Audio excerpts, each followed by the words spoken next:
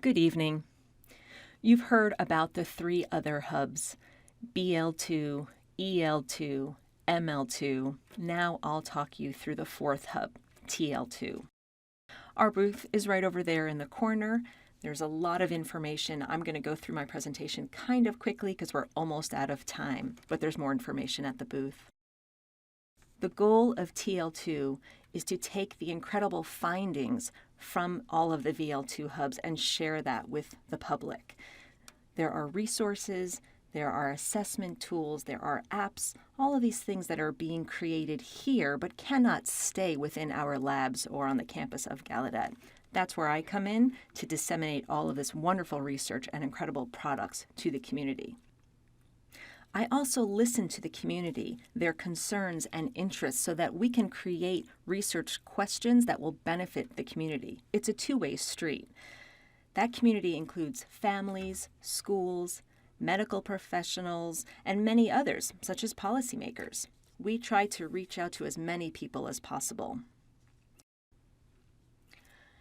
And we disseminate that information in several different ways. We also have mechanisms in place to ensure that what we're disseminating is appropriate and of high quality, that we're not sending things out without integrity or a proper evaluation. We're very careful in that regard.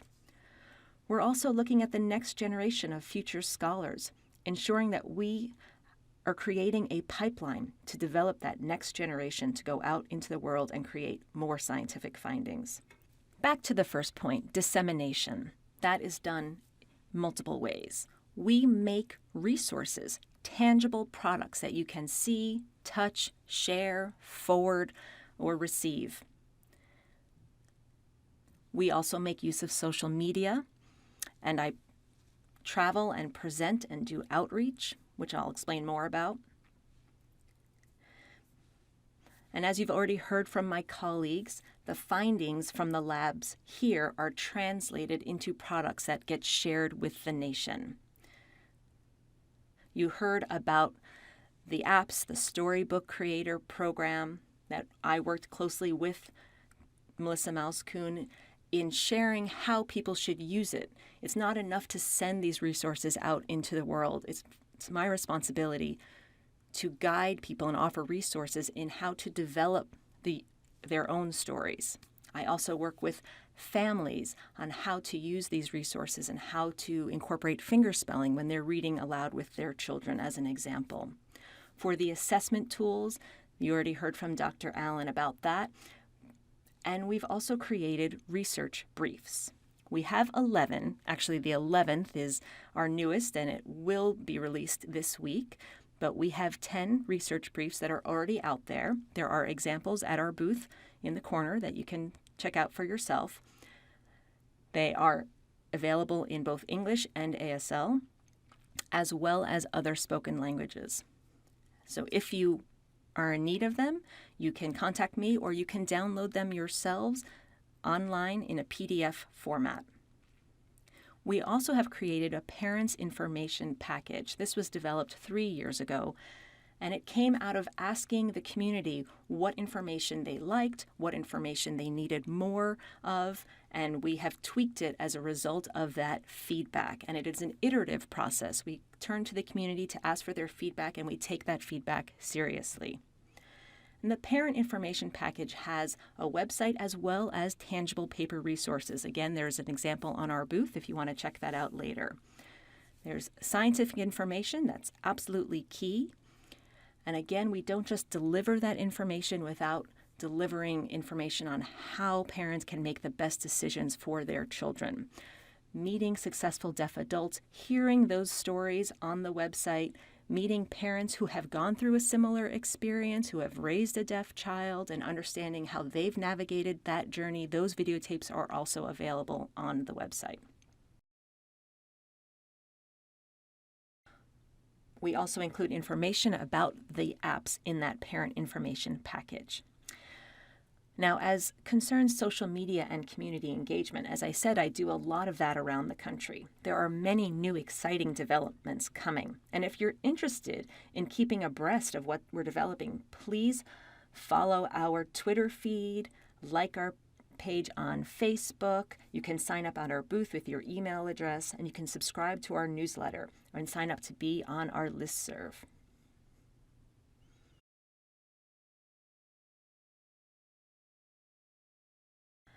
Now, as I said, I also travel around the country doing outreach, giving presentations at schools, conferences having to do with early intervention, or medical professional gatherings to explain what we're developing here and how it can enhance people's work. And you can see on the slide where I've been.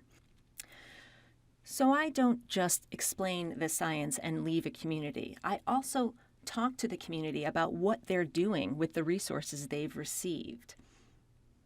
We want to understand that theory to practice translation. That's really my passion and my heart. I want to know how they're using the information in the classroom. What are the best practices? And I do consulting work as a result of that as well.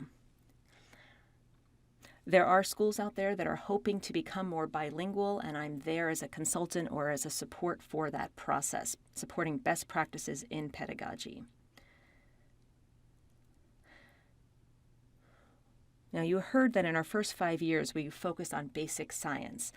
And then TL2 was founded in about year 6 because some common themes were emerging. And at that time, NSF, the National Science Foundation, felt strongly that this information had to be disseminated. That led directly to the founding of TL2 and my position to disseminate that information. But the NSF wanted to make sure that there was monitoring in place, that information that was being shared was accurate and of high quality. And so we set in place 2 mechanisms, SignWise and the Review Evaluation Committee. We bring in resources like the assessment tools or the apps that have been created, and we run them through a quality assurance and evaluation process prior to dissemination. And not only that, after dissemination, we ask the community how they have used these products, and that helps us improve in an iterative process. We established SignWise partially because nowadays people can publish themselves ebooks or other kinds of media. People can create resources themselves and post them to websites, and there's just a plethora of information online. And that's wonderful because we have fantastic access to technology today, like the Storybook Creator program we've heard about. That is something that it can be used as a template, and people can just create their own stories using the code that is already present in the template. That's enormously beneficial for the community. But who has oversight in making sure that the product is high quality? Are there signing errors, or is it a non-fluent signer? Children will ultimately suffer if the models are not of a high quality. We want to make sure that what we're sending out is of the highest quality, especially when we're using these tools as language acquisition tools for children. We take that responsibility very seriously to ensure that we have high quality products. We have a committee who came together to establish the criteria for assessing these products. Some of those committee members are here. There are representatives from the Clare Center. We have representatives from the American Society for Deaf Children. That is a parents' organization. We have representatives from the NAD, from the ASL and Deaf Studies Department and the Department of Education at Gallaudet. We came together and discussed what research-based criteria makes a product good quality, including accuracy in ASL and clarity and fluency. We also established criteria for reliability and credibility of the products. We look into who the developers are, what their authority is for teaching sign language, and if there is a deaf person on the team. For example, if they're teaching baby signs and they say learning baby sign will help improve IQ, that's false advertising. If they don't state that these signs are from sign language or from the language of the deaf community, they will not meet the criteria for credibility. Those are part of the criteria that we're looking at. Now, review and evaluation is also very important. if a product like VCSL, an ASL assessment tool, comes in, we look at people who have expertise in linguistics, in psychology, and in education, and bring that expertise to bear on the products. So they can say that this is a good product as is or could use some improvement in specific areas. This is how we make sure that the information that is getting disseminated is of high quality and is accurate. We also want to make sure that our students are continuing in science, that we are seeding the pipeline for future scholars. And we have research assistantships, both at the undergraduate and graduate level, working in our labs, learning and developing their skills, like in the Motion Light Lab, learning how to develop those apps, which will serve them well in future endeavors, to have that technology under their belts. We have assistants working in BL2, helping to analyze the data, and for EL2 as well. In fact, all of the hubs have opportunities for assistantships. And we have a postdoc fellow from Italy, Barbara Manini, who is helping our students as well. We also have the PEN program, the PhD in Educational Neuroscience program, encouraging students to study brain and cognitive neuroscience.